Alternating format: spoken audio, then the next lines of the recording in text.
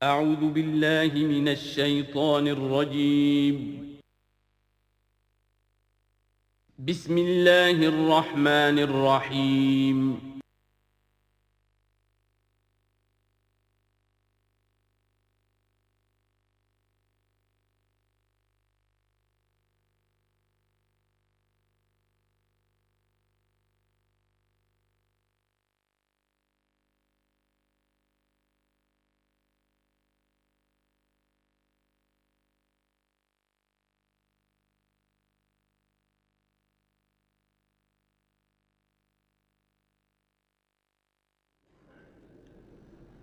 اما بعد فاعوذ باللہ من الشیطان الرجیم بسم اللہ الرحمن الرحیم حامیم والکتاب المبین انا جعلناہ قرآنا عربیا لعلکم تعقلون وقال تبارک وتعالی کما ورد فی سورۃ یوسف علیہ الصلاۃ والسلام الف لام را تلک آیات الکتاب المبین انا انزلناہ قرآنا عربیا لعلکم تعقلون وقال عز وجل کما ورد فی سورۃ الزمر قرآنا عربیا غیر ذی عوج وقال جل وعلا کما ورد فی اول سورۃ الکہف الحمد للہ الذی انزل علی عبدہ الکتاب ولم یجعل لہ عوجا صدق اللہ العظیم رب اشرح لی صدری ویسر لی امری واحلل عقدۃ من لسانی یفقہوا قولی۔ تعارف قرآن کے ضمن میں جو مباحث پہلی نشست میں مکمل ہو چکے ہیں اس میں ایک کمی رہ گئی تھی، اس کو پورا کر لیجئے۔ قرآن مجید کی 2 آیات کے بارے میں یہ روایت موجود ہے صحیح مسلم میں حضرت عبداللہ ابن مسعود رضی اللہ تعالی عنہ سے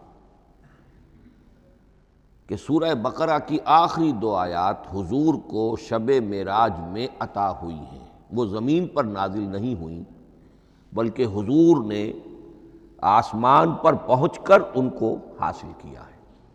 یہ امت کے لیے شب معراج کے تحفے کے طور پر یہ 2 آیتیں آمن الرسول بما انزل الیہ من ربہ والمؤمنون کل آمن باللہ وملائکتہ وکتبہ ورسلہ لا نفرق بین احد من رسلہ وقالوا سمعنا واطعنا غفرانک ربنا والیک المصیر۔ پھر آخری آیت جس میں طویل ترین دعا ہے۔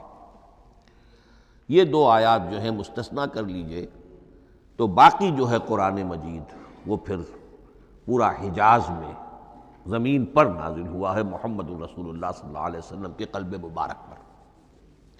اب جو اگلی بحث ہے اس تعارف قرآن کے ضمن میں، قرآن کی زبان کون سی ہے؟ یہ سب جانتے ہیں عربی زبان ہے، لیکن کون سی عربی؟ عربی کوئی ایک نہیں ہے۔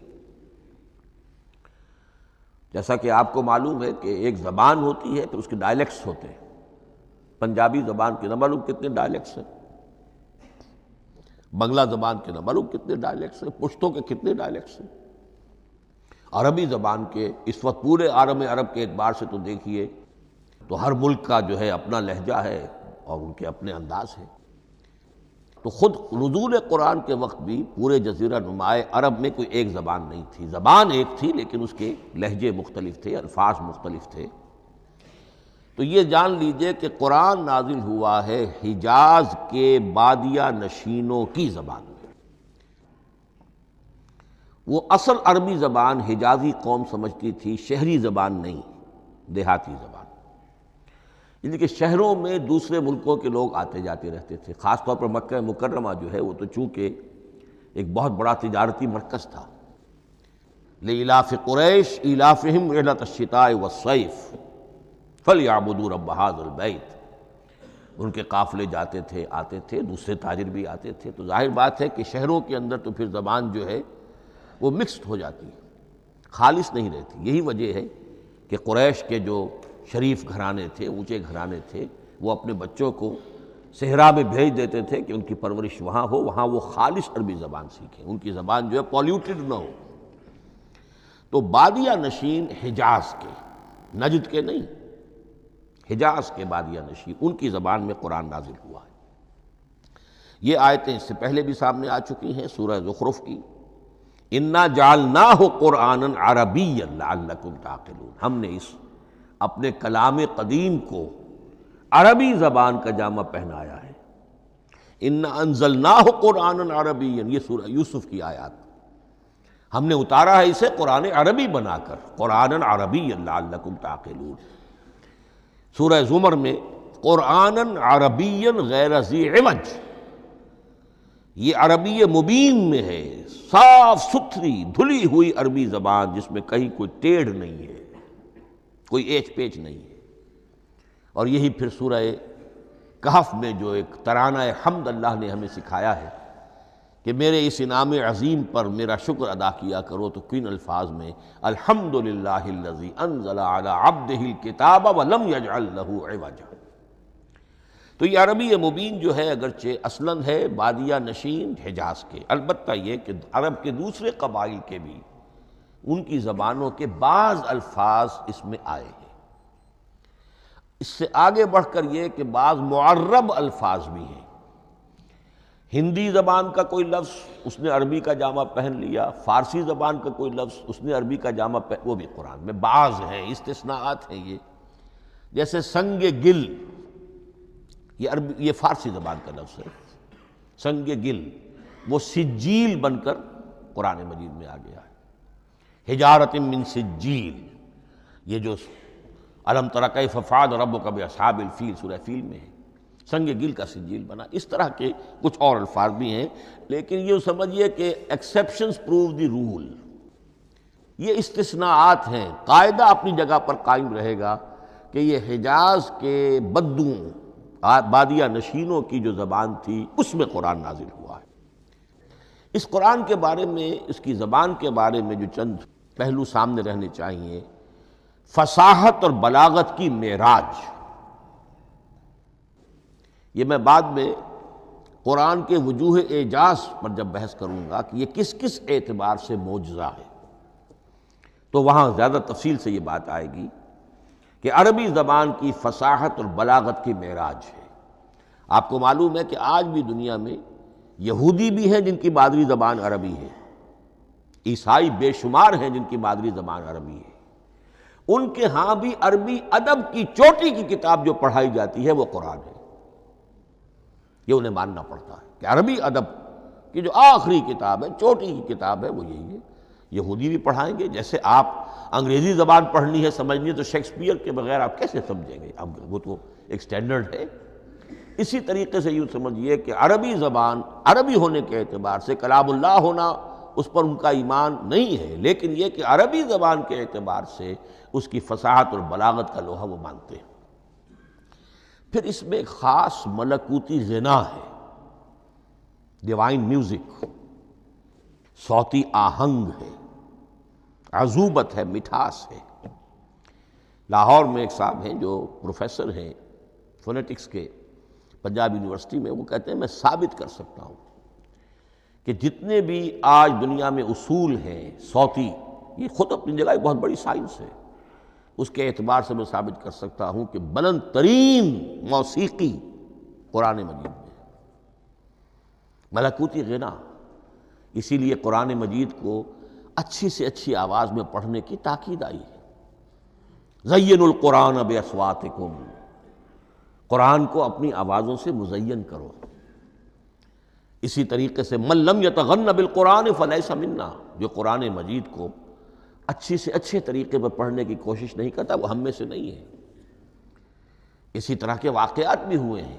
حضرت ابو موسیٰ اشعری رضی اللہ تعالی عنہ، وہ بہت خوش الحان تھے، تو ایک روز حضور سفر رات کے وقت کہیں گشت پر تھے، جا رہے تھے ان کے مکان کے قریب سے، تو وہ اس وقت رات کی نماز میں قرآن پڑھ رہے تھے، تو حضور وہاں کافی دیر تک کھڑے ہو کر سنتے رہے۔ ظاہر بات ہے کہ اس وقت کے مکان کیا ہوتے تھے، ایک ایک حجرہ ہوتا تھا، یہ کوئی کئی کنال کی کوٹھیاں تو نہیں ہوتی تھی کہ کیا پتہ چلے ان کے اندر کیا ہو رہا ہے۔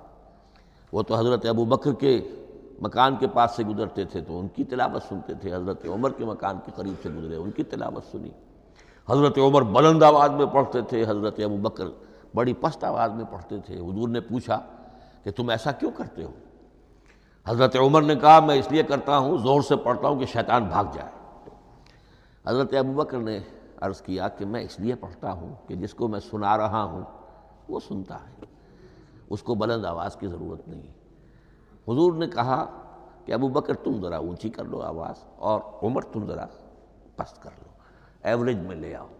تو بہرحال یہ معاملہ حضور کا صحابہ کے ساتھ ہوتا تھا۔ تو ابو موسیٰ اشعری رضی اللہ تعالیٰ عنہ کی جب قرأت آپ نے سنی تو اگلے روز جب ملاقات ہوئی فجر میں تو آپ نے تحسین فرمائی ان الفاظ میں، یا ابا موسیٰ انک قد اوتیت مزمارا من مزامیر آل داود، اے ابو موسیٰ تمہیں تو اللہ نے آل داود کے سازوں میں سے ایک ساز عطا کیا ہے، یعنی حضرت داود کے گلے میں جو ساز تھا، خوش الحانی تھی، ان کی آواز نہایت خوبصورت تھی۔ تو اسی طریقے سے اب وہاں کوئی مزمار سے مراد وہ نہیں ہے آلات موسیقی نہیں، گلے میں جو اللہ تعالیٰ نے رکھا ہے۔ تو انک قد اوتیت مزمارا من مزامیر آل داود۔ ایک آخری بات یہ نوٹ کیجئے کہ قرآن مجید کا عظیم ترین احسان ہے عربی زبان پر۔ یہ یوں سمجھیے کہ ایک ستون کی طرح اس زبان کو ٹھہرا دیا ہے، اس کو سٹیبل کیا ہے قرآن مجید۔ آج بھی پوری دنیا میں جسے عرب کہتے ہیں فصیح زبان، لغہ فصحی، وہ ایک ہے، وہ قرآن ہی کی ہے۔ زبانیں بدلتی رہتی ہیں۔ اردو 300 سال پہلے کی دکن میں جب شروع ہوئی، وہ آج آپ پڑھ بھی نہیں سکیں گے وہ کیا اردو تھی ولی دکنی کی، پھر وہ کیا اس نے روپ بدلے ہیں، اب وہ اردو کس شکل میں ہے، فارسی کن کن شکلوں میں رہی ہے، مختلف انگریزی کتنی شکلیں بدل گئی ہیں، لیکن عربی قائم ہے۔ اس کے لیے جیسے کہ قرآن مجید میں آتا ہے کہ ہم نے پہاڑ زمین میں گاڑ دیے اس کو سٹیبلائز کرنے کے لیے، ان تمید بکم، تمہیں لے کر زمین ایک طرف کو جھک نہ جائے۔ تو جس طرح یہ پہاڑ جو ہیں سٹیبلائزنگ ایفیکٹ رکھتے ہیں اس زمین کے لیے، اسی طریقے سے قرآن سٹیبلائزر ہے عربی زبان کا۔ اس کے اندر جو ایک ٹھہراؤ اور جماؤ پیدا کیا ہے، یہ قرآن مجید کا احسان عظیم ہے۔ تعارف قرآن کے ضمن میں اگلی گفتگو، قرآن کے اسماء و صفات۔ عربوں کا ایک خاص ذوق تھا، اور ظاہر بات ہے کہ اللہ تعالیٰ نے جب قرآن نازل کیا ہے تو عربوں کے ذوق کو بھی مد نظر رکھا ہے۔ ان کا ذوق کیا تھا؟ جس چیز سے انہیں محبت ہوتی تھی اس کے وہ بہت سے نام رکھتے تھے۔ گھوڑے کے لیے ہزاروں لفظ مل جائیں گے آپ کو، شیر کے لیے 5000 الفاظ مل جائیں، تلوار کے لیے 5000 الفاظ مل جائیں گے۔ یعنی اس شے کی جو بھی صفت ہے اس صفت کے اعتبار سے ایک نام، کوئی اور صفت ہے اس صفت کے ایک اور نام، تو وہ صفاتی نام۔ اب جیسا کہ آپ کو معلوم ہے اللہ کے 99 نام صفاتی تو ہے نا، اللہ کی ایک صفت دوسری صفت، اسی کے اعتبار سے اس کے نام ہیں۔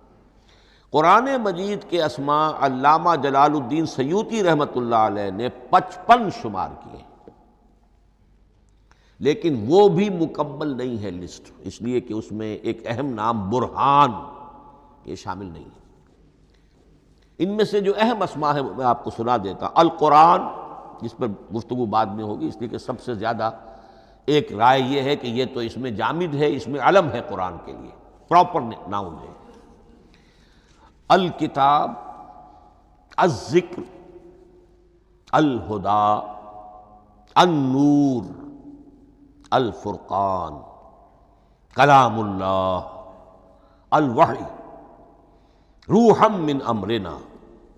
پھر اس کی صفات کے اعتبار سے الکریم، الحکیم، العظیم، المجید، المبین، رحمہ، العلی، بصائر، بشرا، بشیر، نذیر، عزیز، قرآن عزیز، بلاغ، بیان، احسن القصص، احسن الحدیث، موعظہ، شفاء، مبارک، مہیمن، قیم، مثانیہ، متشابہ۔ یہ میں نے آپ کو 23 نام بتائے ہیں، لیکن یہ کہ علامہ جلال الدین سیوطی نے 55 گنوائے۔ لیکن جو بحث دلچسپ ہے وہ یہ ہے کہ جو اس کے لیے لفظ القرآن ہے، اس کے معنی کیا ہیں اور یہ کس مصدر سے، کس مادے سے یہ لفظ بنا ہے؟ ایک رائے تو یہ ہے کہ یہ اس میں جامد ہے، یہ مشتق نہیں ہے، کسی مادے سے نکلا ہوا نہیں ہے۔ اور یہ بھی آپ نوٹ کر لیجئے، اللہ کے اسماء میں سے بھی ایک نام کو سمجھا جاتا ہے، وہ مشتق نہیں ہے، اس میں جامد ہے، اس میں علم ہے، اور وہ ہے اللہ۔ باقی سارے نام صفاتی ہیں، ایک نام، اس لیے اس میں ذات کہتے ہیں اس کو، اس میں ذات۔ لیکن یہ رائے متفق علیہ نہیں ہے، یہ کچھ لوگوں کی رائے ہے۔ ایک رائے یہ بھی ہے کہ یہ بھی اس میں علم نہیں ہے، یہ بھی مشتق ہے الہ سے۔ جیسے حکیم، یہ صفت ہے، الحکیم یہ اللہ کا نام ہو گیا۔ الہ ایک معبود، الالہ معبود برحق، الالہ وہ اللہ بن گیا، ایک رائے یہ۔ لیکن یہی اسی طریقے سے نوٹ کیجئے کہ قرآن مجید کے بارے میں بھی ایک رائے یہ ہے کہ القرآن اس میں علم ہے، پراپر ناؤن ہے، یہ جامد ہے، یہ مشتق نہیں ہے، کسی اور مادے سے نکلا نہیں۔ لیکن جو اکثریت کی رائے ہے، جس پر تقریباً اجماع ہے، وہ یہ ہے کہ نہیں، یہ اس میں جامد نہیں، اس میں مشتق ہے۔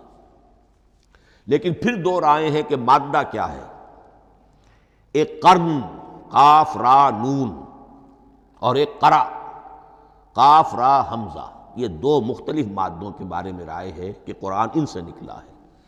قرن کہتے ہیں کسی چیز کا قریب ہو جانا، جڑ جانا، مل جانا۔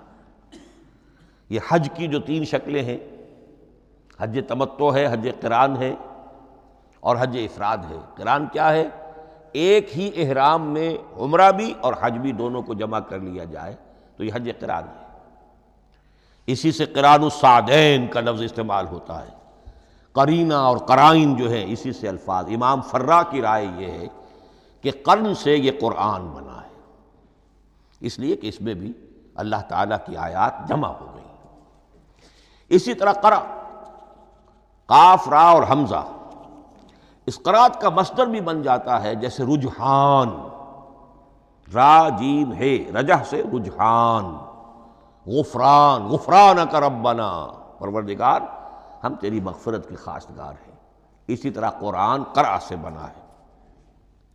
مفعول جو ہے وہ مصدر کے معنی میں آ جاتا ہے، یعنی پڑھی جانے والی شے۔ اور ایک قرأ آتا ہے عربی زبان میں، قرأت الماء فی الحوض، میں نے پانی جمع کر لیا حوض کے اندر۔ بارش ہوئی، میں نے کچھ پانی حوض میں جمع کر لیا، قرأت الماء فی الحوض۔ اسی سے قریہ کا لفظ بنا، قریہ بستی کو کہتے ہیں جہاں لوگ جمع ہو کر رہتے ہیں، قریہ۔ تو اس معنی میں یہ قرآن جو ہے یہ جمع ہے اللہ تعالیٰ کی اسماء صفات اور اللہ کی ذات جو ہے اور اس کی آیات کا جامع ہے۔ یہ ہے لفظ قرآن کی بحث۔ اگلی بحث اور بڑی اہم ہے اور دلچسپ ہے، قرآن کا اسلوب کلام کس کیٹیگری میں فال کرتا ہے؟ قرآن کیا ہے؟ ایک شے کی تو سختی سے نفی کی اللہ نے، یہ شعر نہیں ہے۔ وَمَا عَلَّمْنَاهُ الشِّعْرَ وَمَا يَنبَغِي لَهُ، سورہ یاسین۔ ہم نے شعر تو انہیں سکھایا ہی نہیں، محمد الرسول اللہ کو صلی اللہ علیہ وسلم، اور وہ شعر ان کے شایان شان بھی نہیں ہے۔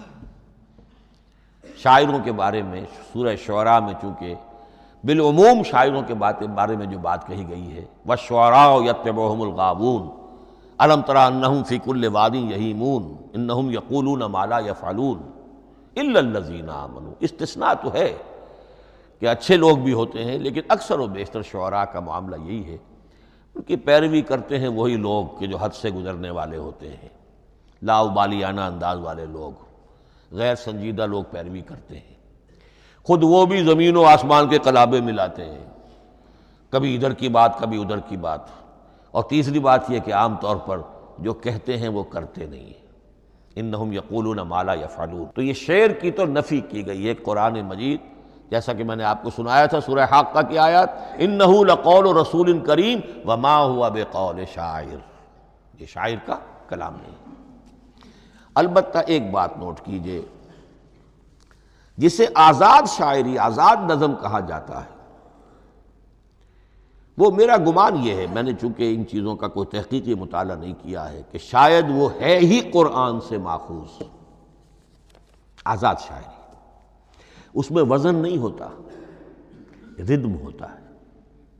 آزاد شاعری کے اندر ایک ردم ہوتا ہے، وزن نہیں ہے، ایک مصرع اتنا سا، ایک بڑا لمبا چوڑا، لیکن ردم رہے گا۔ یہ جو آزاد شاعری، بلینک ورس جس کو آپ کہتے ہیں، میرا گمان یہ ہے کہ شاید دنیا میں اس کا رواج قرآن کے بعد ہی ہوا ہو، اور قرآن مجید ہی کی نقالی میں یہ صنف جو ہے ادب کی وہ ایجاد کی گئی ہو۔ واللہ عالم، میں یہ بات دعوے سے نہیں کہہ سکتا، گمان ہے میرا۔ البتہ یہ کہ اب اس سے آگے چلیے، شعر نہیں ہے، نثر ہے، لیکن نثر کے اعتبار سے بھی کون سی کیٹیگری میں آئے گی؟ کیا یہ کتاب عام معنی میں جسے ہم کتاب کہتے ہیں وہ کتاب ہے؟ ایک تو وہ بات تھی نا جو اقبال کے حوالے سے میں نے آپ سے کہی، کتابیں نیست چیزیں دیگر است، اس وقت وہ بات نہیں میں کہہ رہا۔ عام کتابوں سے اس کا فرق کیا ہے؟ ایک کتاب ہوتی ہے، اس میں ہر چیپٹر میں ایک بحث مکمل ہو جاتی ہے، اگلے چیپٹر میں پھر لوٹا کر آپ پہلے چیپٹر کی کوئی بات نہیں کریں گے، پھر وہ بات آگے چلے گی، ابواب ہوں گے، ابواب میں مضمون کے مطابق مضمون آگے بڑھتا چلا جائے گا۔ کتاب کا یہ لازمی وصف ہے۔ قرآن مجید اس معنی میں کتاب نہیں ہے، اس میں قصہ آدم و ابلیس 7 جگہ آ رہا ہے، بار بار آ رہا ہے، سورہ بقرہ میں، سورہ اعراف میں، سورہ حجر میں، سورہ بنی اسرائیل میں، سورہ کہف میں، پھر سورہ طٰہٰ میں، چلتے جائیے، سورہ صاد میں حضرت موسیٰ علیہ السلام کا قصہ کتنی مرتبہ آ رہا ہے۔ تو قرآن مجید اس کتاب کی کیٹیگری، اس کی ڈیفینیشن پر پورا نہیں اترتا۔ دنیا میں جو کتاب کا معیار ہے، عام اس کا جو اسلوب ہے، اس کی جو ڈیفینیشن ہے، ایک شکل ہوتی ہے مجموعہ مقالات، وہ بھی نہیں ہے، اس میں ہر مقالہ اپنی جگہ پر ایک مکمل شے ہوتی ہے، لیکن یہ کہ وہ دوسرے مقالات سے تو مختلف ہوگی، یہ مجموعہ مقالات بھی نہیں۔ اس کا اسلوب جو ہے وہ خطبے کا ہے، اوریشن، اور یہ کہا جا سکتا ہے it's a collection of divine orations, یہ اللہ تعالیٰ کے خطبات کا مجموعہ ہے۔ مختلف اوقات میں خطبے نازل ہوتے تھے حضور پر صلی اللہ علیہ وسلم، اور یہ بھی جان لیجئے کہ عرب میں ادب کی 2 ہی صنفیں تھیں جو معروف تھیں، یا شعر یا خطبہ، یا خطیب ہوتے تھے بڑے شعرا بیان خطیب، اور یا شاعر ہوتے تھے۔ تو یہ جب شعر کے اسلوب پر نہیں تھا تو خطابت کا اسلوب ہے جو اللہ نے اختیار فرمایا، اور ہر موقع پر، ہر مرحلے پر جو خطبہ اس وقت کے حالات کی مناسبت سے نازل ہوا وہ ایک صورت ہے۔ تو یہ ہے کلیکشن آف ڈیوائن اوریشنز، یہ اللہ تعالیٰ کے مجموعہ خطبات الہیہ اسے کہا جا سکتا ہے، لیکن اس سے جو چند نتیجے نکلتے ہیں وہ نوٹ کرنے ضروری ہیں۔ خطبے میں مخاطب اور مخاطب کے مابین ایک ریپور ضروری ہے۔ اگر کوئی مصنف بیٹا کتاب لکھ رہا ہے، اس کے سامنے کوئی سامع نہیں ہوتے، وہ تو اپنی مگن میں جو بھی خیال ہے اپنے دل میں وہ لکھ رہا ہے۔ خطبے میں سامع سامنے ہوتے، اگر ان کے درمیان رپورٹ نہ رہے، ہم آہنگی نہ رہے، تو پھر وہ خطبہ غیر مؤثر ہو جائے گا، لوگ جو ہیں ان کو اونگ آنے لگے گی، وہ متوجہ ہی نہیں رہیں گے۔ تو ایک رپورٹ مخاطب اور مخاطب ان کے درمیان۔ دوسرے یہ کہ خطبہ کا ایک وصف لازمی یہ ہوتا ہے کہ ایک واقعاتی پس منظر ہوتا ہے پیچھے موجود۔ اب کوئی شخص ہے سیاسی تقریر کر رہا ہے، ایک خاص پس منظر موجود ہے، اس میں وہ ان چیزوں کی طرف حوالے دیتا چلا جائے گا، صرف کوئی تفصیلات بیان نہیں کرے گا، اس لیے کہ وہ لوگوں کو معلوم ہے آج کے دور کا ایک واقعہ ہے، لوگوں کے علم میں ہے، لیکن کتاب میں آپ لکھیں گے تو پھر وہ پورا واقعہ بھی بیان کرنا پڑے گا آپ کو کہ یہ کب ہوا، کیسے ہوا، جس کا میں حوالہ دے رہا ہوں۔ لیکن خطبے کے اندر پس منظر جو ہے وہ موجود ہے، اور اس کے حوالے سے صرف جو اشارات اس کی طرف ہو جائیں گے۔ نمبر 3 یہ ہے کہ خطبے میں تحویل خطاب بہت ہوتا ہے۔ تحویل خطاب سے کیا مراد ہے؟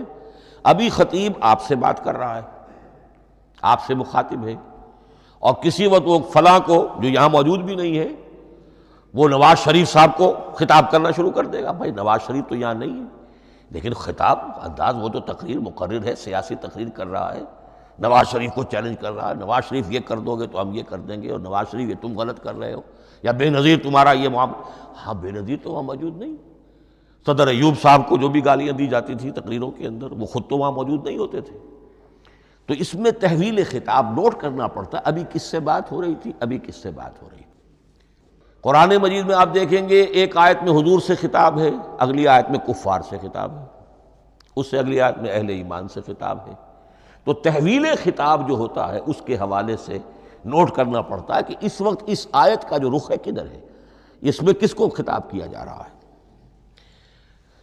چوتھی بات یہ ہے کہ خطبے میں صرف عقل سے اپیل نہیں کی جاتی، جذبات سے بھی اپیل ہوتی ہے. اسی لیے خطابی انداز کہلاتا ہے. خطابی انداز میں لوگوں کے جذبات سے بھی اپیل کی جاتی ہے. جبکہ آپ ایک مقالہ لکھ رہے ہوں گے، اس میں جذبات کی بات نہیں آئے گی. ٹھنڈی ٹھنڈی عقلی باتیں، منطقی باتیں، دلیل صغرا کبرا جوڑیے، نتیجہ نکالیے، وہ لوگوں کے سامنے رکھیے، تصنیف ہے. لیکن خطبے کے اندر صرف عقل نہیں، جذبات سے بھی اپیل ہوتی ہے.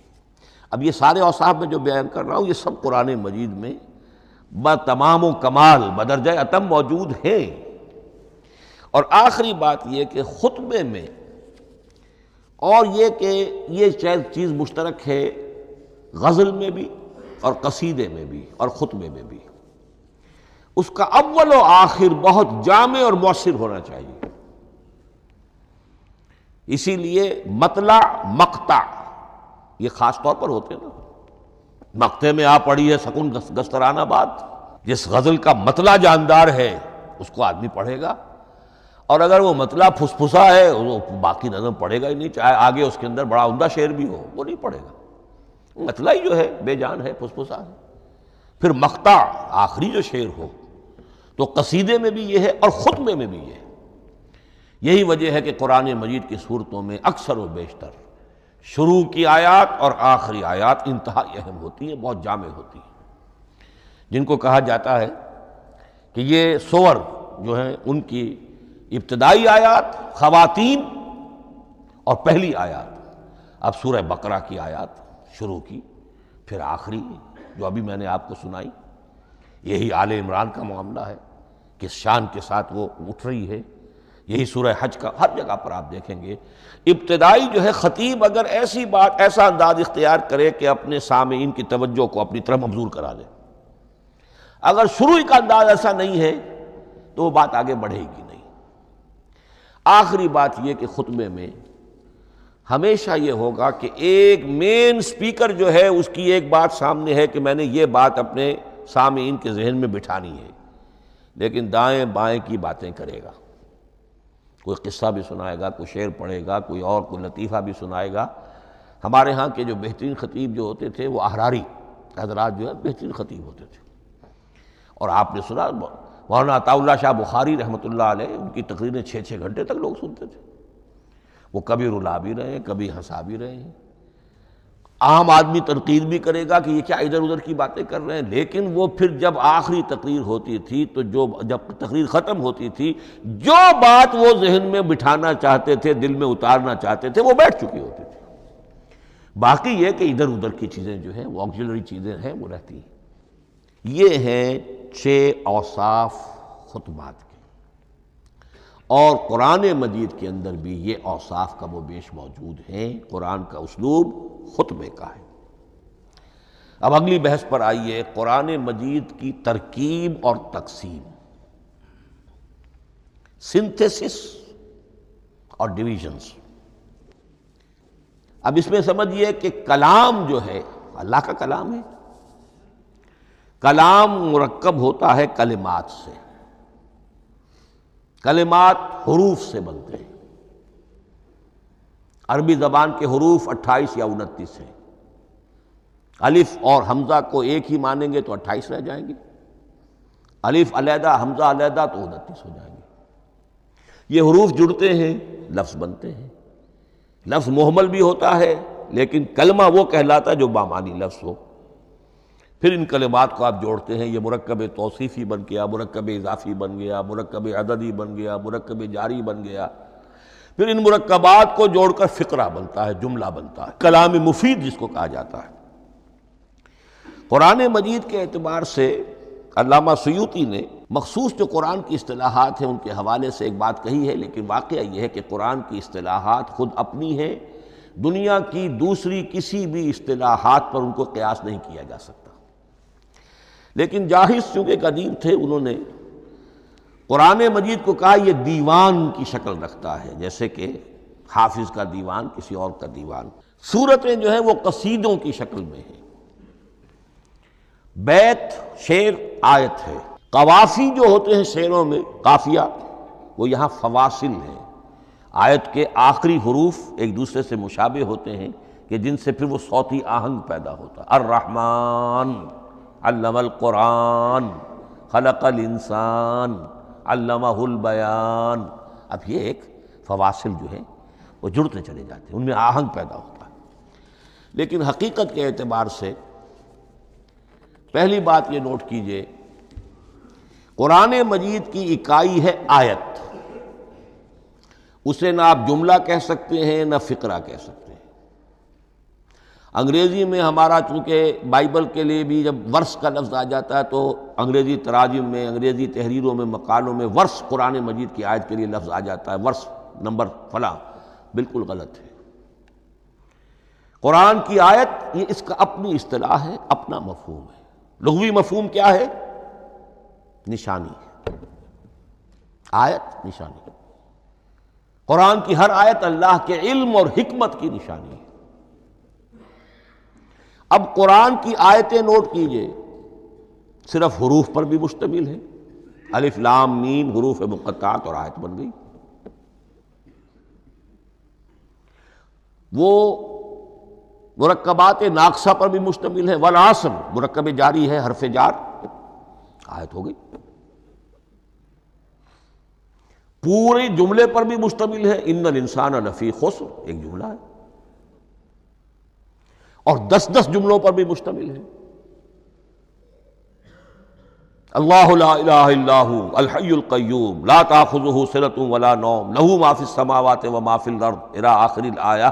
آیت الکرسی کا انالیسس کیجئے، 10 جملے موجود ہیں اس میں۔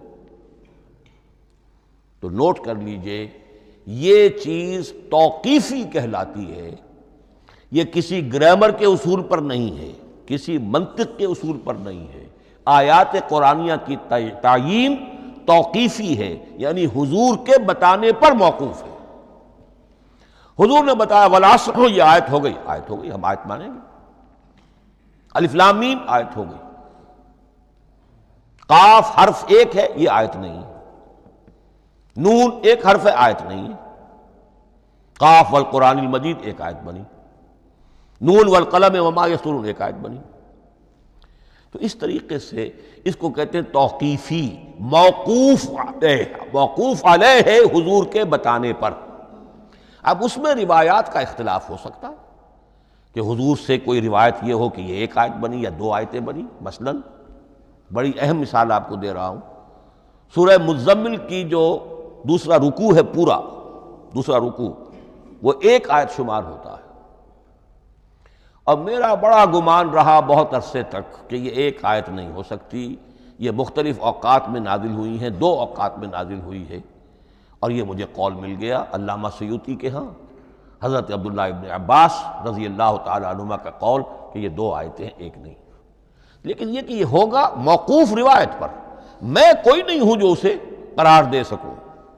ہاں مجھے اگر کوئی روایت مل جاتی ہے، کوئی خبر یا اثر، خبر محمد الرسول اللہ کی یا اثر آپ کے کسی صحابی کا صلی اللہ علیہ وسلم ورضی اللہ تعالی عنہ، تو پھر یہ ہے کہ ہم مانیں گے۔ تو اس کو کہتے ہیں توقیفی۔ آیات اور سور کا معاملہ توقیفی ہے بالکلیہ، کسی منطق، کسی گرامر، کسی اصول بیان، کسی پر مبنی نہیں ہے، یہ مبنی ہے حضور کے بتانے پر۔ اس طرح سورت کسے کہتے ہیں؟ عربی زبان میں سور کے معنی ہے فصیل۔ فَضُرِبَ بَيْنَهُمْ بِسُورٍ لَهُ بَابٌ، سورہ حدید کے اندر الفاظ آئے۔ اب اس کا کیا تصور دیا گیا کہ ہر آیت جو ہے وہ اللہ کے علم اور حکمت کی نشانی ہے۔ 10 آیتیں، 20 آیتیں، 100 آیتیں، 285 آیتیں، 286 آیتیں جوڑ کر ایک فصیل باندھ دی گئی۔ یہ شہر حکمت خداوندی ہے۔ ایک نظم ہوتا ہے، جیسے آپ شہر کا ٹاؤن پلاننگ آج کا تو بہت بڑا فن ہے، بڑی اسپیشلائزیشن ہے، شہر کو پلان کرنا، اس کے اندر کیا کچھ ہونا چاہیے، کس طرح سے ہونا چاہیے۔ تو یہ سورت جو ہے یہ ایک یونٹ ہے قرآن مجید کی، اور اس کا جو لفظی معنی ہے فصیل، گویا کہ اس نے گھیرے میں لیا ہوا ہے ایک شہر معنی کو، علم و حکمت کے ایک شہر کے گرد یہ فصیل جو ہے پوری ہوئی ہے۔ اب اس میں نوٹ کر لیجئے جہاں تک، اچھا جیسے آیتیں چھوٹی بھی ہیں بڑی بھی ہیں، والعصر بھی آیت ہے، اور الف لام میم بھی آیت ہے، اور جیسا کہ میں نے عرض کیا آیت الکرسی بھی آیت ہے۔ اس طرح صورتیں چھوٹی بھی ہیں بڑی بھی ہیں۔ سورۃ العصر 3 آیتیں، سورۃ الکوثر 3 آیتیں، سورۃ النصر 3 آیتیں، 3 ہی صورتیں 3 آیتوں پر مشتمل ہیں۔ 3 سے کم پر کوئی نہیں، 2 آیات کی کوئی صورت نہیں ہے۔ لیکن آگے آپ چلتے جائیے، اس کی بڑی سے بڑی تعداد سورہ بقرہ جو ہے سب سے بڑی ہے۔ تو آیت اور سورت کے علاوہ دور صحابہ میں صرف ایک لفظ اور تھا قرآن کی تقسیم کے ضمن میں، اور وہ تھا منزل یا حزب۔ منزل یا حزب 7 منزلوں میں یا 7 احزاب میں قرآن کو تقسیم کیا گیا، تاکہ جو شخص قرآن مجید ایک ہفتے میں ختم کرنا چاہے، ہر شب میں، اکثر و بیشتر وہ لوگ رات کو ہی رات کی نماز میں قرآن پڑھتے تھے، ایک منزل پڑھ لے تو ہفتے میں پورا قرآن ختم ہو جائے گا۔ یہ حزب بھی ہے اور منزل بھی ہے، اور یہ چونکہ دور صحابہ میں تھا، یقیناً حضور نے بتایا ہوگا، اس میں آپ کو عجیب حسن نظر آئے گا۔ اس میں یہ نہیں کیا گیا کہ بالکل برابر برابر ساتھ کر دو بھائی، چاہے صورتیں ٹوٹ جائیں، صورتوں کی فصیل کوئی نہیں ٹوٹتی اس میں، صورتیں مکمل جو کہ تو آئیں گی۔ اور پھر یہ کہ عجیب بات ہے کہ سورہ فاتحہ کو اگر ایک طرف رکھ دیں، وہ قرآن کے دیباچے کی حیثیت رکھتی ہے۔ تو پہلی منزل میں 3 صورتیں، دوسری میں 5 صورتیں، تیسری میں 7، چوتھی میں 9، پانچویں میں 11، چھٹی میں 13، اور 7ویں میں 65۔ یہ ہے کہ جو ان صورتوں کی ایک بڑی، جیسے کہ ایک سیڑھی چڑھ رہی ہے، اور تقریباً مساوی ہو جاتے ہیں، کوئی 4.25 پارے ہے، کوئی 4.5 پارے ہے، کوئی 4.25 پارے، اس طریقے سے ہے، تقریباً مساوی۔ لیکن آرٹیفیشل ایکویلٹی پیدا کرنے کے لیے، مصنوعی مساوات پیدا کرنے کے لیے صورتوں کی فصیلوں کو نہیں توڑا گیا۔ اس سے آگے چل کر جو پاروں کی تقسیم ہے وہ بہت بعد کی بات ہے، 30 پارے، اور اس میں آپ کو یہ ساری قباحتیں نظر آئیں گی۔ اس میں صورتوں کی فصیلیں توڑی گئی ہیں۔ سورہ ہجر ایک آیت ادھر ہے، باقی ساری صورت جو ہے اگلے پارے میں، فصیلیں توڑ دی گئی۔ معلوم ہوتا ہے کسی شخص کے پاس جو قرآن تھا مصحف، اس نے صفحے گنے، 7 سے 30 سے تقسیم کیا، اور برابر صفحوں کے اندر وہ پارے بنا دیے۔ لیکن بہرحال دور صحابہ میں پاروں کا کوئی ذکر نہیں تھا، یہ بات کی بات ہے۔ دور صحابہ میں آیت، سورت اور حزب۔ اسی طریقے سے طویل سورتوں کو جو رکوعوں میں تقسیم کیا گیا، یہ بھی بات کی بات ہے۔ لیکن یہ جو تقسیم کیا گیا ہے سورتوں کو رکوعوں کی شکل میں، 35 صورتیں تو قرآن کی ایسی ہیں چھوٹی ہیں جو ایک ایک ہی رکوع پر مشتمل ہے۔ آخری پارے کی 37 صورتیں ہیں، پہلی 2 کی جو 2 رکوع ہے، باقی سب کی سب جو ہے وہ ایک ایک رکوع شمار ہوتا ہے۔ لیکن رکوع کیوں کیے گئے؟ لمبی صورتوں میں سے اگر کچھ حصہ پڑھنا ہے نماز میں، سورہ بقرہ پوری تو نہیں پڑھ سکتے آپ ایک رکعت کے اندر، تو اس کا وہ حصہ پڑھا جائے جس میں ایک مضمون پورا ہو جائے، مضمون نہ ٹوٹے، تاکہ وہاں پر رکوع کرے آدمی کہ جہاں پر کہ وہ مضمون ایک اعتبار سے مکمل ہو گیا۔ تو رکوع سے رکعت ہے، رکوع ہے، اس رکعت کے اندر ایک حصہ اتنا پڑھا جائے تاکہ مضمون جو ہے وہ خوبصورت رہے اور اس کا سلسلہ برقرار رہے۔ یہ تقسیم بھی اگرچہ بہت ہی ایک بدنام شخص ہے ہماری تاریخ کا، حجاج ابن یوسف، یہ اس کی ہوئی تقسیم ہے، یا اس نے کرائی ہے، بہرحال اس کی طرف منسوب ہے۔ اور یہ بات ماننی پڑتی ہے کہ بڑے گہرے غور و فکر سے تقسیم کی گئی ہے، الل ٹپ نہیں ہے، بلکہ اس کے لیے واقعتاً غور کر کے جہاں وہ مضمون ختم ہوتا ہے، کہیں کہیں آپ اختلاف کر سکتے ہیں اور آپ کو حق حاصل ہے، اس لیے کہ یہ چیزیں توقیفی نہیں ہیں، یہ حضور کی بتائی ہوئی نہیں ہے، نہ رکوعوں کی تفصیل۔ اب سعودی عرب میں جو قرآن مجید چھپ رہے ہیں ان میں حزب ہو گئے ہیں، یعنی ہر پارے کو پارے برقرار رکھ کر 8 حزب بنا دیے انہوں نے، 4 حزب بنا دیے اور پھر نصف حزب کر کے 8 حصے کر دیے۔ تو یہ چیزیں جو ہیں، ہمارے ہاں رکوع تو پاروں سے ادھر ادھر ہو جاتے ہیں، پارا بدل گیا رکوع وہی چل رہا ہے، اس لیے کہ رکوع میں مضمون کو پیش نظر رکھا گیا ہے، جبکہ پارے میں مضمون کو نہیں سامنے رکھا گیا۔ تو رکوع کا معاملہ جو ہے، چاہے وہ حجاج ابن یوسف ہی نے کیا ہے، لیکن یہ کہ بہرحال وہ بہت صحیح ہے، اکثر و بیشتر کہیں کہیں آپ اس سے اختلاف کر سکتے ہیں۔ تو یہ تو اس کا ہم نے آپ کے سامنے رکھا سنتھیسس۔ اب اگلا موضوع ہے ترتیب و تدوین کیسے ہوئی۔ ان علینا جمعہ و قرآنہ، ہمارے ذمے ہے اس کو جمع بھی کرنا اور پڑھوانا بھی، اور پڑھوانے میں ترتیب آ جائے گی لازماً۔ لیکن یہ کہ ایک بات تو اس میں بالکل متفق علیہ ہے، جس میں کسی شک و شبے کی گنجائش نہیں، قرآن کی ترتیب نزولی اور تھی، ترتیب مصحف اور ہے۔ ترتیب مصحف میں سورہ فاتحہ کے بعد سورہ بقرہ ہے، سورہ بقرہ نازل ہوئی ہے مدنی دور میں جا کر، پھر سورہ آل عمران ہے وہ بھی مدنی ہے، سورہ نساء ہے وہ مدنی ہے، سورہ مائدہ ہے وہ مدنی، پھر آئی ہے سورہ انفال اور سورہ توبہ۔ یہ سورہ انفال تو مدنی نہیں، سورہ انعام اور سورہ اعراف یہ ہے کہ جو مکیات ہیں، یہ کہ بھی مکی دور کی بھی آخری زمانے کی ہے۔ ابتدائی جو مکی صورتیں وہ سب سے آخری حصے میں ہیں، 29واں پارہ اور 30واں پارہ۔ تو ترتیب نزولی اور تھی، ترتیب مصحف اور ہے، اس میں تو کسی شک و شبے کی گنجائش نہیں۔ لیکن ہمارے ہاں اہل تشیع نے اس چیز کو بہت اچھالا ہے۔ ان میں سے بعض گروہ ایسے ہیں جن کا کہنا یہ ہے کہ اصل قرآن جو ہے وہ ترتیب نزولی کے مطابق تھا، یہ ترتیب تو عثمان نے کر دی رضی اللہ تعالی عنہ۔ حضرت علی کے پاس اصل قرآن جو ترتیب نزولی کے مطابق تھا موجود تھا، اور اب بھی ان کے خیال میں جو ان کے امام غائب جو ہیں چھپے ہوئے ہیں غار میں، تو ان کے پاس وہ نسخہ اصل حضرت علی والا موجود ہے، اور جب وہ ظاہر ہوں گے تو اصل قرآن لے کر آئیں گے۔ یہ سارے شیعوں کا قول نہیں ہے، لیکن یہ کہ ان میں بہت سے لوگ ہیں کہ جو ان باتوں کو مانتے ہیں۔ جہاں تک اس بات کا تعلق ہے کہ حضرت علی نے ترتیب نزولی پر کوئی مصحف جمع کیا ہو، اس میں کوئی اشکال نہیں ہے، اس لیے کہ علمی طور پر یہ ایک بڑی عمدہ ایکسرسائز بنتی ہے۔ ایک زمانے میں بہت کوشش کرتا رہا ترتیب نزولی سے، اس لیے کہ ترتیب نزولی سے سیرت نبوی اخذ ہوتی ہے، پہلے کیا نازل ہوا، پھر کیا نازل ہوا، پھر کیا نازل ہوا۔ در حقیقت اگر آپ ترتیب نزولی سے قرآن مرتب کر دیں تو وہ سیرت النبی بن جائے گی۔ تو اس کو سمجھنے کے لیے ایک زمانے میں نے بڑی محنت کی ہے، لیکن ایک تو یہ کہ وہ یقین سے وہ باتیں ملتی نہیں ہیں، بعض روایات ہیں، لیکن یہ کہ پھر بھی آپ یقین سے نہیں کہہ سکتے۔ اکثر و بیشتر قرآن مجید میں لکھا بھی ہوتا ہے، ترتیب کے موٹی موٹی چیزیں معلوم ہیں نزولی ترتیب کی، لیکن یہ ہے کہ یقین کسی بات پر نہیں۔ تو پہلی بات یہ ہے کہ ہمارے نزدیک، اہل سنت کے نزدیک، اصل جو حجت ہے دین میں وہ ترتیب مصحف ہے۔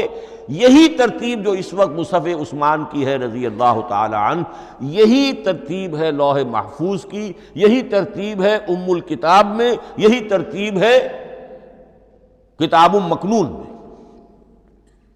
اب اس کے سمجھیے کہ اس کی تدوین کن مراحل میں ہوئی۔ سب سے پہلے اس کے جو مراحل ہیں 3، خود نبی اکرم صلی اللہ علیہ وسلم کے زمانہ مبارک میں جمع اور ترتیب یہ ہو گئی، لیکن کتابی شکل میں نہیں، ما بین الدفتین نہیں۔ حضور نے لوگوں کو پڑھ کر سنایا، اس ترتیب سے سنایا جس ترتیب سے یہ مصحف میں اب موجود ہے، اور ہر رمضان میں حضرت جبرائیل دورہ کرتے تھے حضور کے ساتھ، جتنا کہ قرآن اس وقت تک نازل ہو چکا ہوتا تھا، اور آخری رمضان مبارک آپ کی حیات طیبہ کا جو تھا اس میں 2 مرتبہ پورے قرآن کا دورہ ہوا۔ تو دورہ قرآن بغیر ترتیب کے تو نہیں ہو سکتا۔ تو یہ ترتیب حضور کی ہوئی ہے، توقیفی ہے، اور حضور ہی نہیں اللہ کی ہوئی ہے۔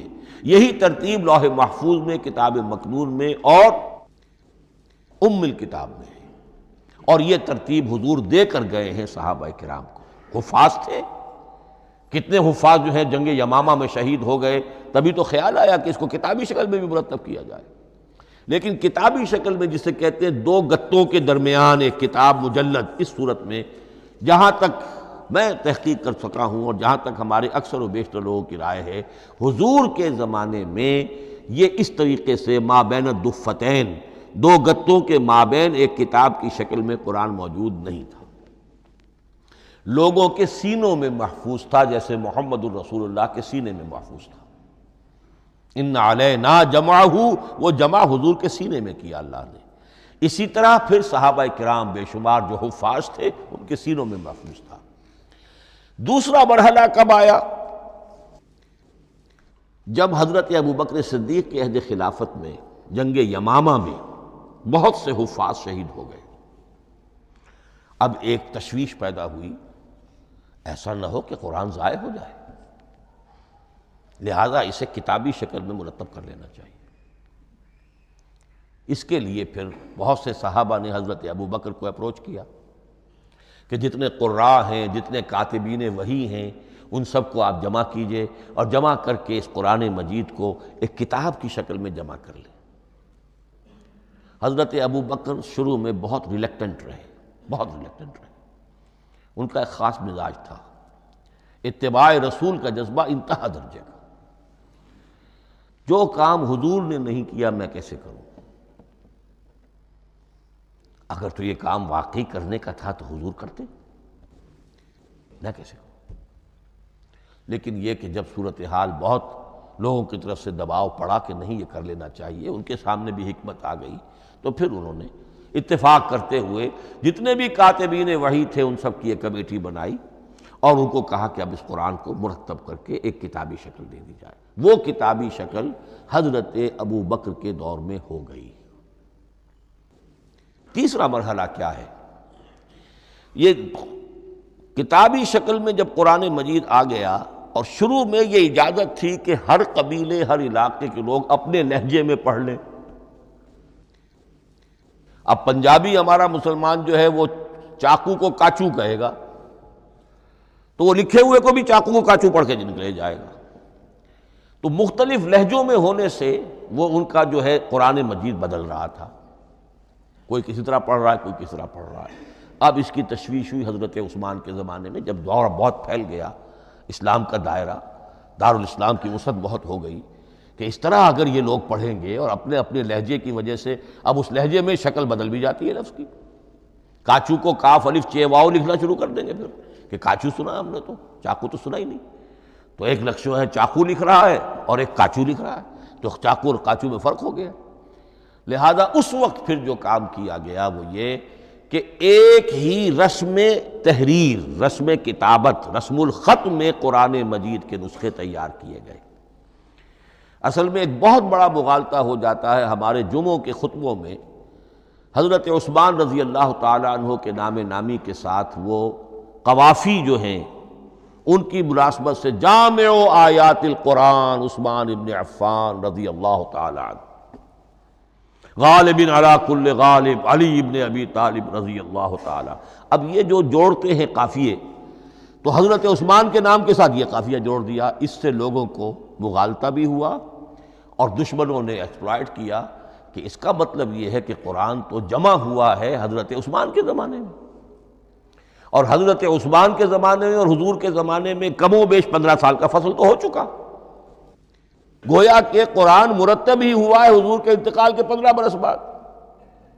پھر حضرت عثمان کی شخصیت کو خاص طور پر جو سبائی فتنہ اٹھا تھا اس نے ایک ڈسپیوٹڈ پرسنالٹی بنا کے رکھ دیا ہے، نہیں معاذ اللہ، کوئی شک نہیں، لیکن یہ کہ ایک فتنہ اٹھا، فتنۃ الکبریٰ، اور حضرت عثمان رضی اللہ تعالیٰ عنہ کو انہوں نے بدنام کیا، لہذا اس کے نام سے اور بٹا لگ گیا، یہ مصحف عثمان ہے۔ یہ ہے اصل میں وہ حماقتیں کہ جو ہوئی ہیں ہم سے، یہ قافیے ملانے کی وجہ سے، حالانکہ حضرت عثمان کی شان جو ہے وہ در حقیقت جامع آیات القرآن نہیں ہے، جامع الامت علی رسم واحد، پوری امت کو ایک رسم الخط پر جمع کرنے والی شخصیت حضرت عثمان کی ہے۔ مثلا اب دیکھیے مالک یوم الدین کس طرح لکھیں گے؟ میم لام اور کاف، میم الف اور لام اور کاف لکھیں گے آپ، یہ غلط ہو جائے گا۔ میم پر کھڑا زبر ہوگا اور اس کو مالک پڑھیں گے، میم پر اگر کھڑا زبر نہیں ہے پڑا زبر ہے تو ملک پڑھیں گے، اور قراتوں میں یہ دونوں موجود ہے، ملک یوم الدین بھی ہے اور مالک یوم الدین بھی ہے۔ اگر آپ نے میم الف لکھ دیا ایک قرات نکل گئی، اب وہ اس میں آ ہی نہیں سکتی، وہ تو مالک ہی پڑھا جائے گا۔ یہ زیر زبر بھی جو لگے ہیں قرآن مجید میں، یہ بھی حجاج ابن یوسف کے زمانے میں لگے، اس سے پہلے نہیں تھے۔ اور یہ رموز و اوقاف، یہ آیتوں کے نشان اور یہ وقفہ بیچ میں، یہ بھی حجاج ابن یوسف کے زمانے کی چیزیں ہیں، ورنہ عربوں کے لیے تو ان کی اپنی زبان تھی، انہیں ان چیزوں کی ضرورت ہی نہیں تھی۔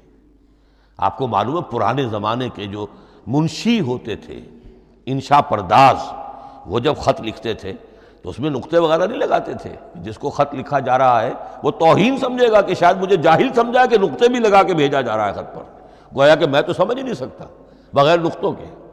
تو یہ جو ہے پرانے جو شکستہ خطوط لکھے جاتے تھے ان کا یہ انداز تھا، لہذا کوئی نقطے وغیرہ نہیں تھے، یہ بھی بعد میں لگے۔ تو ملک یوم الدین، مالک یوم الدین، اس کی رسم آئے گا میم لام کاف، کھڑا زبر ہے مالک یوم الدین اور ویسے پڑا زبر ہے ملک یوم الدین۔ یہ رسم الخط ہے جس پر کہ حضرت عثمان رضی اللہ تعالی عنہ نے پوری امت کو جمع کر دیا، اور اس کے نسخے تیار کرا کے، مختلف روایات میں آتا ہے 5 یا 7 نسخے تھے، ایک مدینہ منورہ میں رکھا اپنے پاس، اور اسی پر ان کے خون کے دھبے بھی ہیں، اور وہ نسخہ قرآن مجید کا اب استنبول کے اندر ہے، توپ کاپی کا جو عجائب خانہ ہے، عجائب گھر ہے، جس میں جہاں نوادرات کے ساتھ ساتھ حضور کے بھی کچھ تبرکات اور جمع ہیں، وہاں وہ نسخہ موجود ہے۔ اس میں انگلی جو کٹی تھی حضرت نائلہ جو ان کی اہلیہ تھی، جب وار کیا گیا ہے حضرت عثمان پر، قرآن پڑھ رہے تھے، انہوں نے روکا اپنے ہاتھ سے تو ان کی انگلی کٹی اور اس کے خون کے قطرے جو ہیں وہ مصحف پر آئے۔ تو یہ وہ قرآن، پھر انہوں نے ایک مکہ مکرمہ میں، ایک دمشق میں، ایک کوفے میں، ایک یمن، ایک بحرین، ایک بصرہ، مختلف جگہوں پر وہ آفیشل ورشن قرآن کا صرف رسم الخط اسکرپٹ کے اعتبار سے۔ لیکن اب پھر نوٹ کر لیجئے، قرآن مرتب ہو چکا، مدون ہو چکا دور نبوی میں، لیکن کتابی شکل میں نہیں، سینوں میں محفوظ۔ دور خلافت ابی بکر میں وہ کتابی شکل میں لایا گیا، اور اس کے لیے پھر بحث ہوئی کہ اب اس کا نام کیا رکھا جائے۔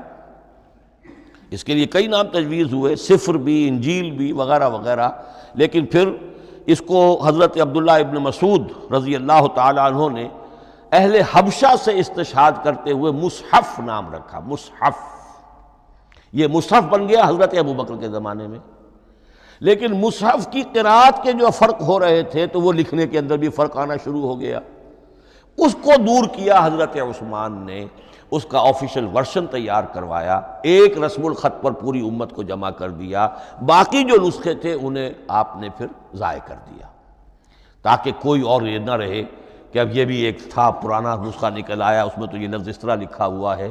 تو جامع الامت علی رسم واحد، ایک ہی رسم الخط پر پوری امت کو جمع کرنے والی شخصیت وہ حضرت عثمان کی ہے رضی اللہ تعالی عنہ۔ بہرحال یہ نوٹ کیجئے کہ یہ مرحلہ بھی حضرت عثمان کے زمانے میں، تو یوں سمجھیے کہ حضرت عثمان کا پورا عہد بھی آپ جوڑ لیں تو آپ کی جو شہادت ہے وہ تقریباً یوں سمجھیے کہ حضور کے انتقال کے وہ 25 برس بعد ہے، گویا ربع صدی کے اندر اندر حضور کے انتقال کے بعد، چوتھائی صدی کے اندر اندر سارے مراحل طے ہو گئے۔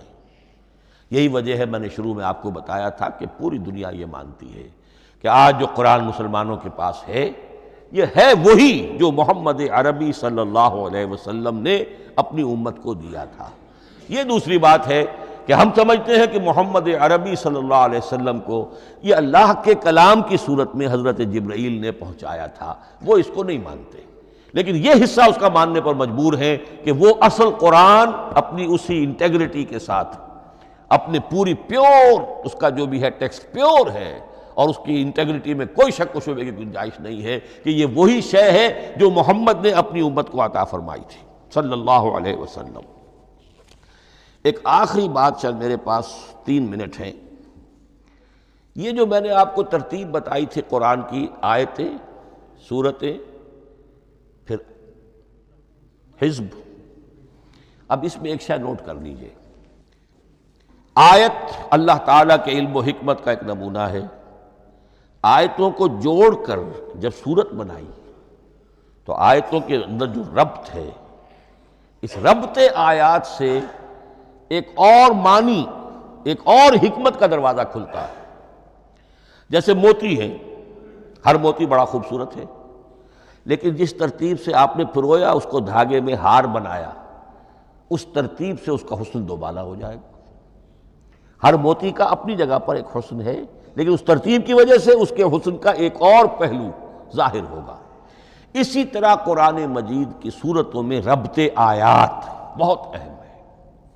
ایک مرکزی مضمون ہوتا ہے ہر صورت کا، مرکزی مضمون، عمود، اور اس کے گرد وہ ساری آیتیں اس طریقے سے گھوم رہی ہوتی ہیں، جڑی ہوئی ہوتی ہیں، جیسے کہ ایک دھاگے کے اندر پروئے ہوئے موتی ہوتے ہیں کہ جس کی جو ہار کی شکل اختیار کرتے ہیں۔ دوسری بات یہ، اکثر و بیشتر صورتیں قرآن مجید میں جوڑوں کی شکل میں ہیں۔ ایک مضمون کا ایک پہلو اس جوڑے کے ایک فرد میں، اور دوسرا پہلو اسی کا دوسرے فرد میں۔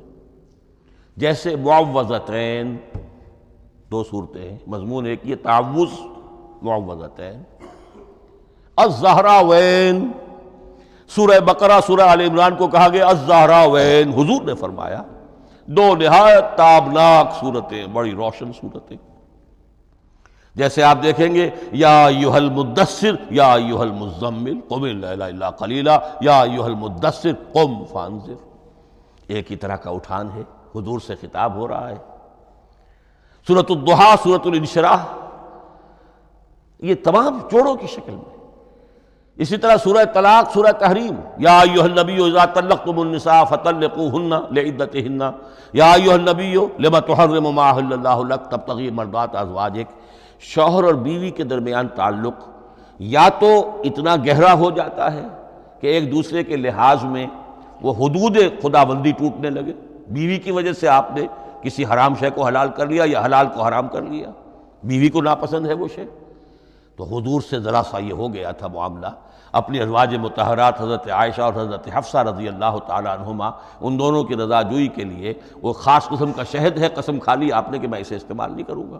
لما تحرم ما احل اللہ لک، اے نبی آپ کیوں حرام کرتے ہیں اپنے اوپر وہ شے جو اللہ نے آپ کے لیے حلال کی ہے؟ تبتغی مرضات ازواجک، اپنی بیویوں کی رضا جوئی میں۔